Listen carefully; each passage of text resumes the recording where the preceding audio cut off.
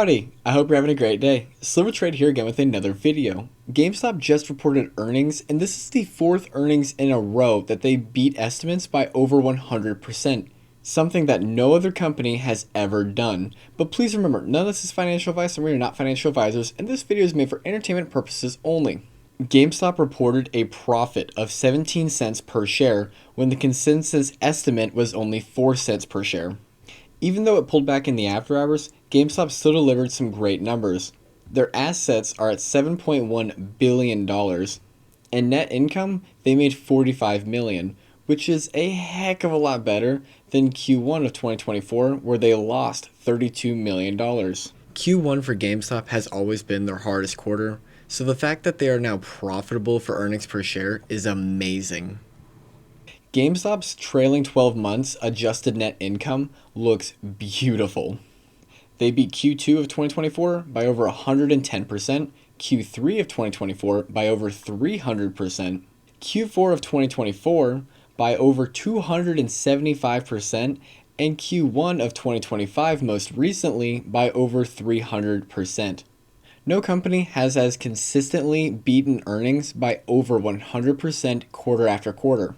Whenever you look into it, Dutch Bros got close. They beat Q4 by 100, they beat Q1 by 350, Q4 by 250, but you'll realize these quarters are not in order.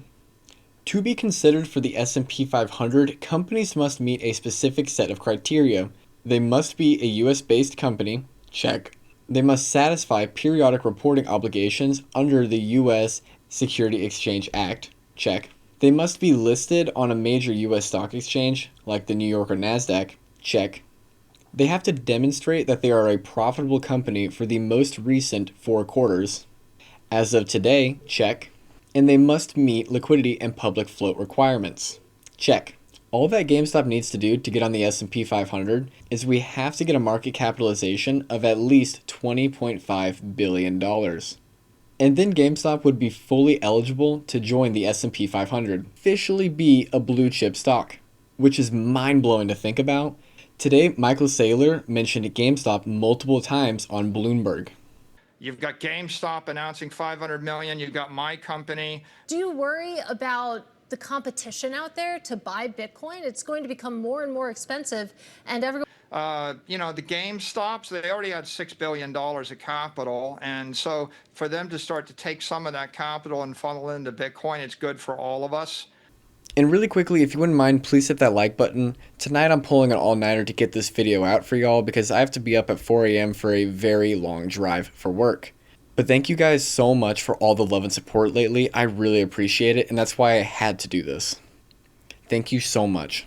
The really cool thing about GameStop is they're actually transforming the business. They're stacking up cash and assets and getting rid of liabilities. This isn't just some stock that people are buying and then praying that the influencer comes back and he just pumps it to the moon. The company is fundamentally making a huge turnaround.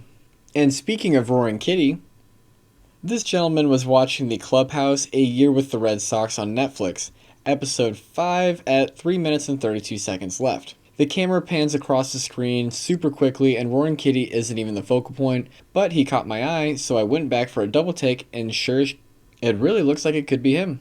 The game shown in this particular episode took place on June 15th of 2024, days after his live stream last year. So obviously this is not current, this did not just happen, this is not like Ryan Cohen being at the basketball game, this happened about a year ago. Do you think this is Roaring Kitty? And IGME, the ETF, went live today. Here's a picture of that. GameStop is embracing Bitcoin. We built an income-generating ETF designed to capture the hype and turn it into a yield. Introducing IGME, the first option income ETF capitalizing on investors' interest in GameStop and their adoption of Bitcoin as a treasury asset. GameStop has a compelling story, a passionate investor base, and a commitment to Bitcoin. IGME seeks to harness that in a way that generates income and provides capped upside exposure. We all know that this is probably just to hide more failures to deliver, or FTDs, like they were using UGME. And so this is probably just another tool for them. At the end it says, In other words, game on. Just some thoughts from someone who does financial reporting for a living. I am absolutely more bullish on GameStop than I have ever been, and I've been in the game since 2021. If you look at the balance sheet on GameStop's most recent 10Q, you will notice that the assets and liabilities have been disaggregated by held for sale. This is a requirement once a segment or operating unit has been voted to be sold and it is probable that the sale will occur. Per FASB rules, when you classify a segment as available for sale, you are required to perform a valuation of said assets and liabilities and mark them down to their fair value, hence the non-cash impairment losses reported in Q1. This was strategic to run through the first quarter, and you'd know this by looking at the date they sold their Canadian operations, exactly 1 day after their quarter ended. What this means is that next quarter you will see a gain on sale of discounted operations for whatever proceeds are received, which lessens the difference between the assets and liabilities held for sale this quarter. What this means is that Q2 we are getting Bitcoin's unrealized gains, assuming that it stays up, the Nintendo Switch 2 sales, an increase on total net income for the sale of the Canadian operations, interest from our cash held in the CDs, and finally, if you exclude the asset impairment from the income statement, GameStop's core business was very profitable. Next quarter is going to be absolutely insane, and later in the year when they close their sale of France segment, we will have another pickup in the bottom line. With that extra cash, that will lead to more investments because they have no outstanding debt.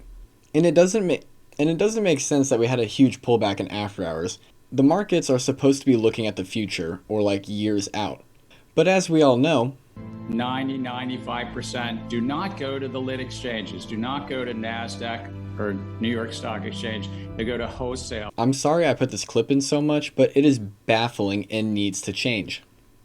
Today is also the 6th day in a row where we did not get Chicago's volume on Chart Exchange.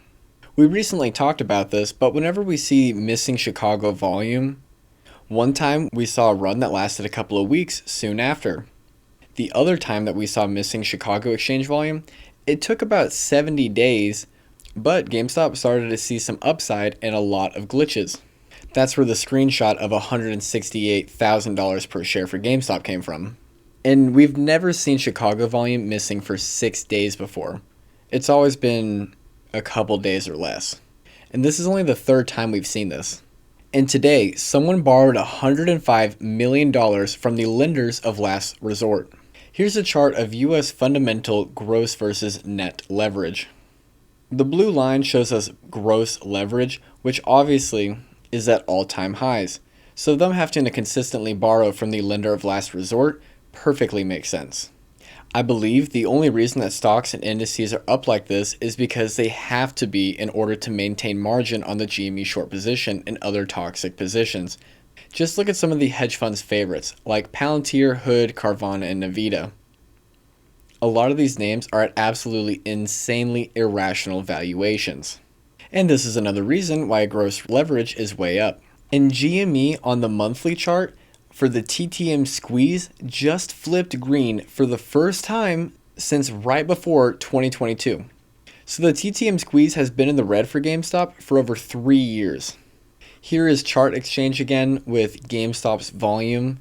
This white squiggly line on the top you might think is retail, but really it's the off-exchange volume. While all these other little squiggly lines down here are NASDAQ, NYC, and the other quote-unquote legit exchanges. Off-exchange volume consistently stays above 50% for GameStop. Maybe it'll kiss 40, but then it runs quickly to over 70% afterwards. What would you do if you just learned today that you only had 6 months to live? What if you only had 6 months to live? What would you stop doing?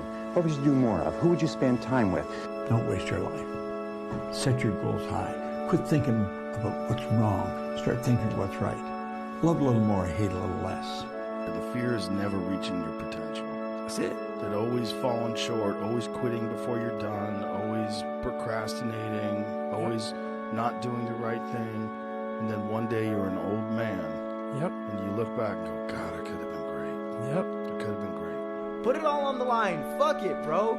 Like, go and experience some shit. Try to figure shit out. Like, stop living this bullshit pre-programmed life that you live. Take the biggest fucking risks of your entire life right now. Remember, you have time. Thank you so much, and God bless you.